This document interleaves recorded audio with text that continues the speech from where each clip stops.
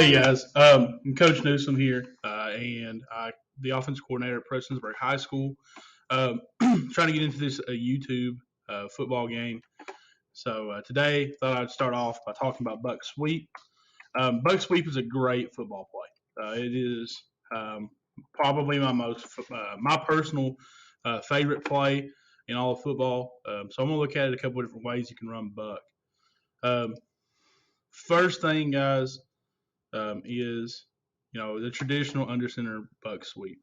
So you're going to have the first three guys on the play side. So your wing back, your tight end, and your play side tackle are all going to be on what's called gap down backer rules. Okay. So gap down backer means is there anybody in the gap between me and the guy beside me? Is there anybody down on top of the guy inside of me?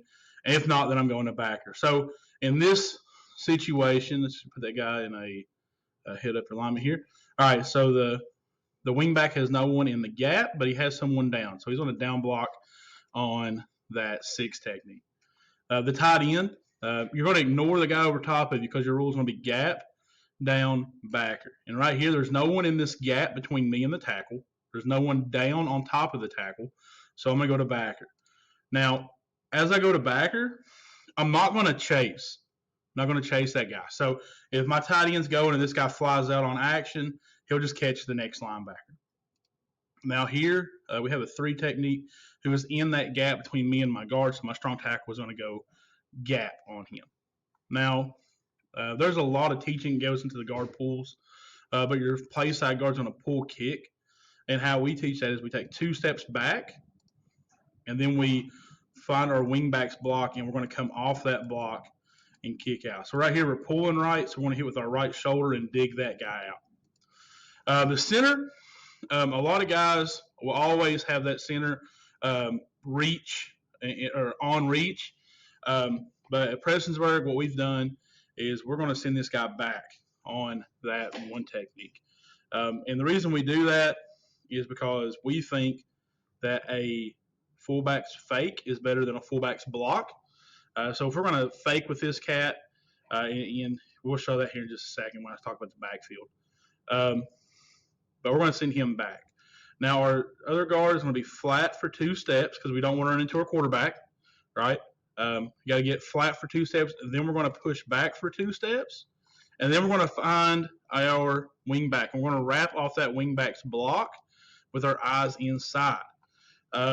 Obviously, if there's anything feeding right now, we're going to block that.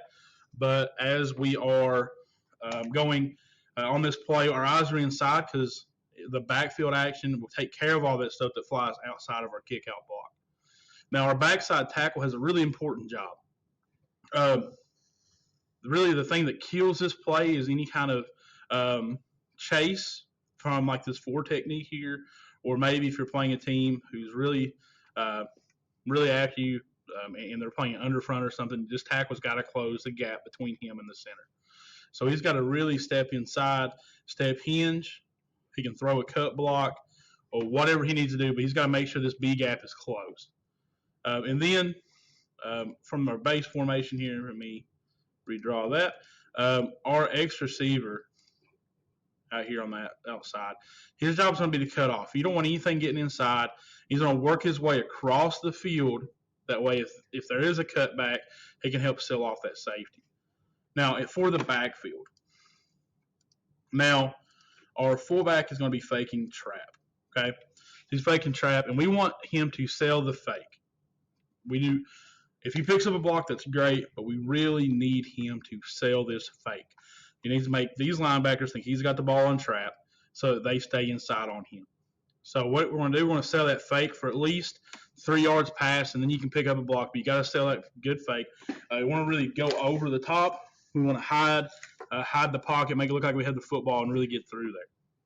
Now the quarterback, I got his footwork off of Roger Holmes. We're going to have our play side foot back, and we're going to really sail back out of there and get back out of there quick. We've got to get him to that 4.5 yard mark. Okay, so he's coming out of there. We're going to have our handoff happen at that 4.5 yard mark. our tailback is coming across, and we're going to wait, and we're going to go horizontal. We want to go east-west as long as we can. Give this guard a chance to get around and try to get the defense to flow this way. Because once these guys get out here, we're going to take our foot, stick it in the ground, okay, and then get vertical behind that guard. Now, that line didn't do me quite the justice we need here, so let's look at it. I'm going to look something like this, and we're going to get vertical. Now, the money on this play, like, obviously you take the get behind the guard and go until you have to cut. But if you have to cut, you want to really bend it back because this play gets the defense really running. They're flying out of there, getting this way because it looks like a sweep. And when you stick your foot and get vertical, you've overran them, and that gives a big cut back out here. Once you get out here, if you have a back who don't want to cut it up, they get out here in this open field. It's still a good play if you have a better athlete. But if you're like a lot of wing T teams and you're relying on deception and power more so than speed, you're going to get in trouble because there's not a lot of blocking out there.